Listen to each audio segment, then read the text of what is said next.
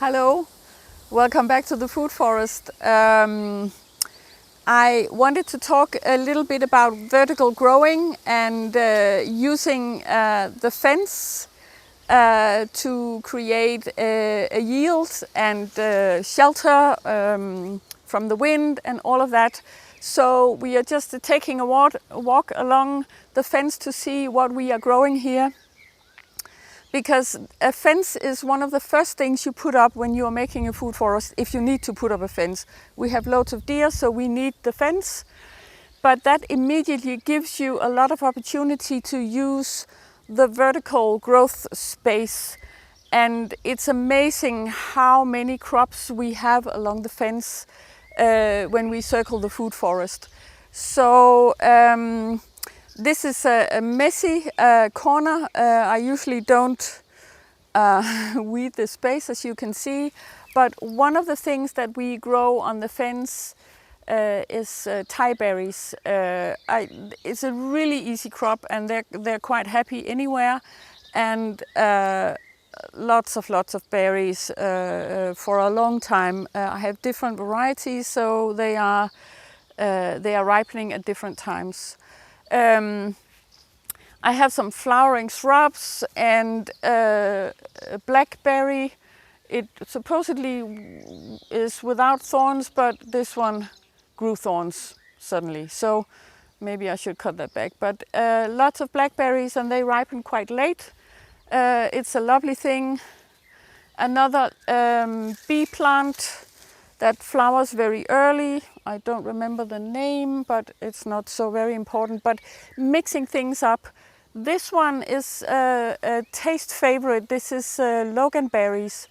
And they need to be very dark to be completely ripe.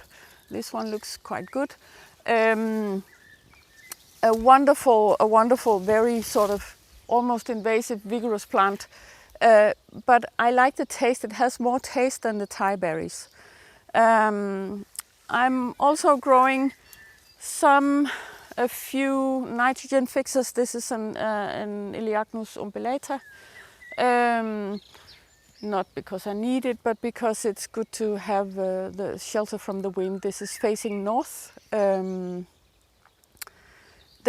roses, of course. Put a rose wherever you can. And also in here some Clematis. I think they look really lovely, and they flower at the same time as the berry bushes. More roses, and the main gate.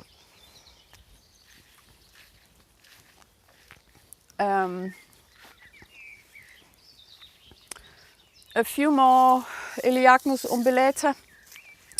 I think I might sort of prune them up so they don't take too much light. And here is another favorite. These are kiwis. These are the tiny kiwis, Stickelsberg kiwi. I'll put the right name in the description below. They are a family favorite, and we often compete to find the ripe ones because they have to be kind of soft, and then they are completely delicious. I have some self-pollinating varieties.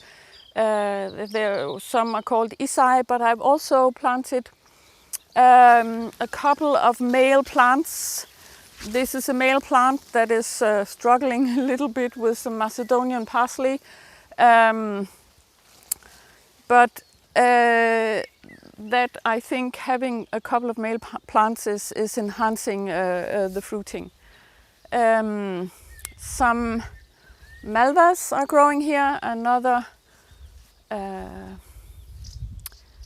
Elaeagnus Ebbinggeii, Limelight, a nitrogen fixer, really lovely plant, and lots of figs are growing here, and actually they are starting to act as a trellis for the kiwis. Maybe I'll need to control that a little bit. If you look at the bottom I am using plants that really can hold their own space and cover the soil. So this is a geranium. I'll put this is one of my favorites to cover space. Bees love it, and it's green all winter, so it keeps the moisture really well and covers the soil. It's easy to remove if you want to plant something else. A great plant, really, it's a work saver. And another one here is this lady's mantle. I love the color, and it's also really a good space keeper. It's also edible, but I really don't like the taste. I think it's too bitter, but it's a wonderful thing to have. So covering the space underneath the plants is also important. Have a look at the figs and the kiwis. There's a tiny fruit here. This one is called Ken's Red, and a really delicious variety. So I'll put the name in the description. Lovely roses, more figs, lots of herbs, and this is another nitrogen fixer. I don't know the name in English, but skovfladbælg in Danish.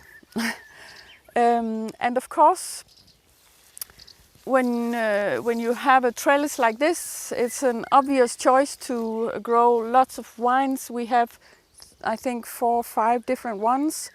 Some seedless, some with seeds, some blue, some white or green, more Thai berries. And I mean, I kind of let things grow into each other.